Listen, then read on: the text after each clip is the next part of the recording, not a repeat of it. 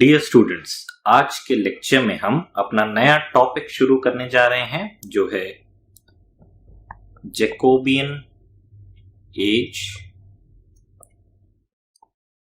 Caroline age and Cromwellian period. और इन तीनों एज का जो टाइम लाइन है वो है 1603 से 1660 तक। जैसा कि हम जानते हैं एलिजाबेथन पीरियड जो है 1603 में खत्म हो जाता है एलिजाबेथ की डेथ के बाद। उसके बाद जेम्स वन जो है, जेम्स स्टुअर्ट जो थे स्कॉटलैंड के, वो इंग्लैंड के जेम्स वन बनते हैं। पहली बार एक हम देख सकते हैं कि स्कॉटिश किंग को चुना जाता है और उसके बाद से ये टाइम पीरियड शुरू होता है जैकोबियन एज, कैरोलाइन एज। और जब उसका खत्म होने का टाइम आता है, जो हम देखते हैं जेम्स वन के रेन के बाद चार्ल्स वन के रेन का जो एक खत्म होने का टाइम पीरियड है, उससे क्रॉमवेलियन पीरियड शुरू होता है। तो सबसे पहले, जैसा कि हम हर टॉपिक शुरू करने से पहले एक टाइमलाइन बनाते हैं, वैसे हम एक टाइमलाइन ऑफ इंपॉर्टेंट इवेंट्स बनाएंगे। Timeline of important events। सबसे पहले 1603 से शुरुआत होती है। Death of Elizabeth one and accession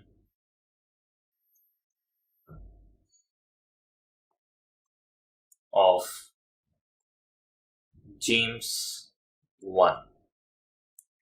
1605 में दूसरा इंपॉर्टेंट इवेंट जो हम देख सकते हैं लिटरेरी पॉइंट ऑफ व्यू से, बेन जॉनसन का play the mask of blackness. उसी टाइम पीरियड में फ्रांसिस बेकन का work the advancement of learning.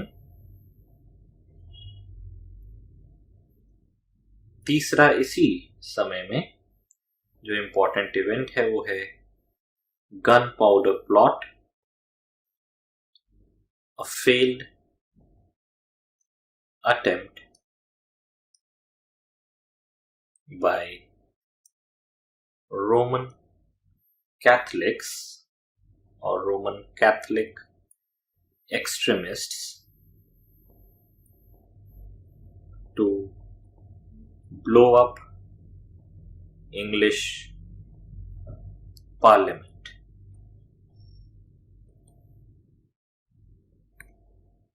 – 1606 पे आते हैं तो बेन जॉनसन का एक इंपॉर्टेंट प्ले वॉलपोन। 1607 में फाउंडिंग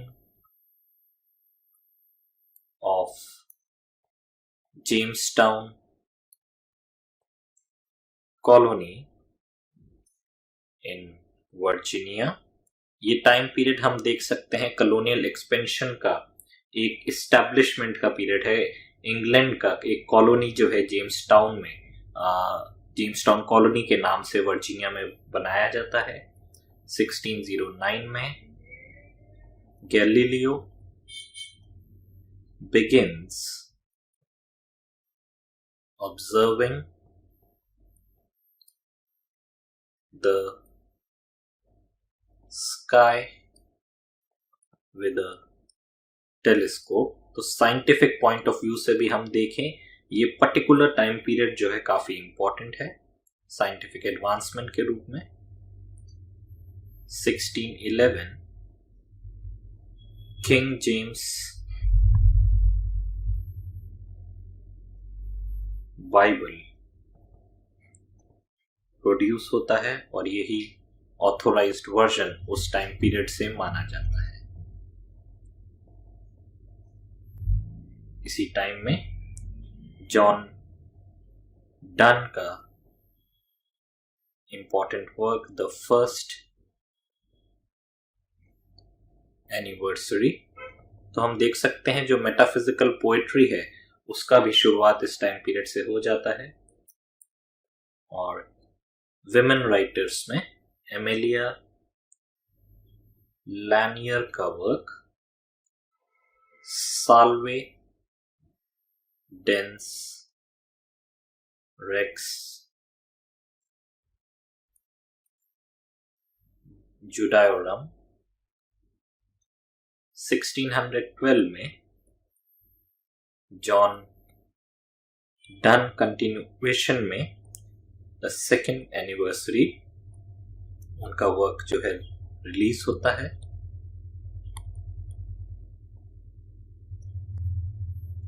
सिक्सटीन 13 में आते हैं एलिजाबेथ कैरी का work the tragedy of Miriam. साथ ही हम देखते हैं ये जो अर्ली 17th सेंचुरी पीरियड है इसको कैरी फॉरवर्ड करते हुए हम देखें तो एलिजाबेथन थिएटर भी इस समय में एग्जिस्ट करता है और साथ ही जैकोबियन ड्रामा का भी शुरुआत इस समय से हो जाता है, जिसमें सबसे इंपॉर्टेंट नाम आता है 1614 में जॉन वेबस्टर का और उनका play the duchess of Malfi. 1616 में बेन जॉनसन का राइटिंग वर्क्स, जेम्स वन का राइटिंग वर्ल्ड्स, और इसी समय एक और सबसे इंपॉर्टेंट इवेंट है डेथ ऑफ शेक्सपियर। तो हम देख सकते हैं ये जो फर्स्ट 2 डेकेड्स हैं 17th सेंचुरी के, इसमें हमें सारा जितना भी हम देखते हैं एडवांसमेंट, साइंटिफिक एडवांसमेंट हो, कॉलोनियल एक्सपेंशन हो या एक नया form of writing Jacobean drama और साथ ही साथ एलिजाबेथन थिएटर और बेन जॉनसन का जो इनोवेशन है मास्क का, वो हम देखते हैं। और पोएट्री में हमें मेटाफिजिकल पोएट्री का शुरुआत होते हुए दिखता है, साथ ही विमेन राइटिंग का भी शुरुआत जो है इस टाइम पीरियड से हो जाता है। 1618 की तरफ हम बढ़ते हैं, beginning of the 30 years war, जो हम देखते हैं यूरोप में जिसकी शुरुआत हो जाती है 1619 में।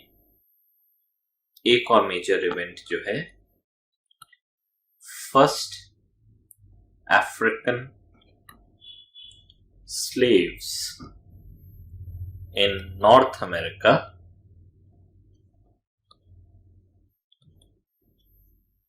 exchanged by Dutch frigate